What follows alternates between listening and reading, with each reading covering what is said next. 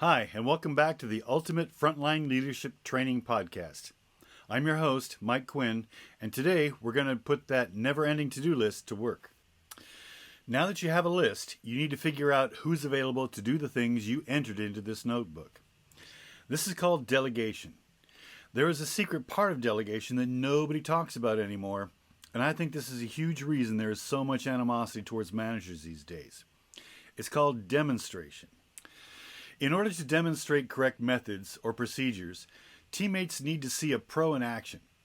And if you're the manager on duty, you're that person. This will not only show your team how to do something, but it will also show them that you're one of them.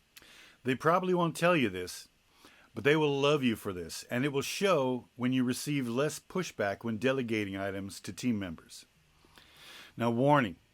It's tempting to do most of the items yourself because you've probably been around for a while and are very good and fast at doing many of the things that need to be done. But don't fall for this. I know it's easier to do many things rather than to stop and ask somebody else to do them. And sometimes you may just want to do something quickly and be done with it.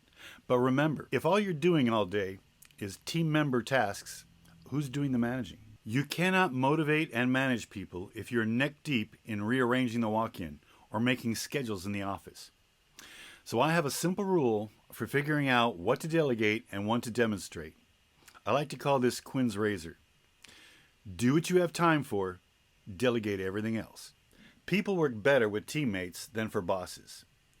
So lead by example and you will be more respected than the people who lead from the office. So put your name down in your book for some of the things, focusing on the things that you want other people to do a better job at, and put other people's names down for the rest.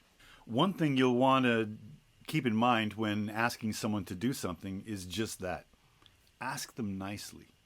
Don't order them. Don't tell them this needs to be done or go do that, but ask them to do you a favor.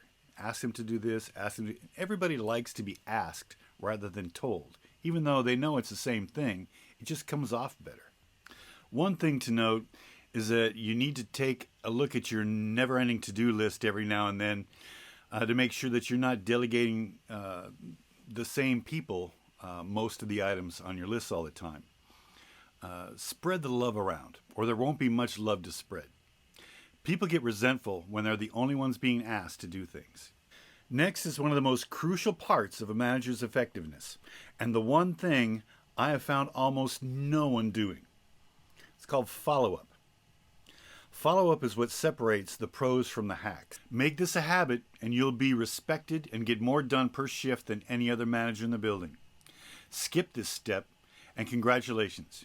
You'll be just as ineffective as everyone else, and the culture in the company will continue to invite people to leave. Because nobody likes to walk into a mess that somebody else left behind because nobody checked to see if it got done or not. Until next time, take care.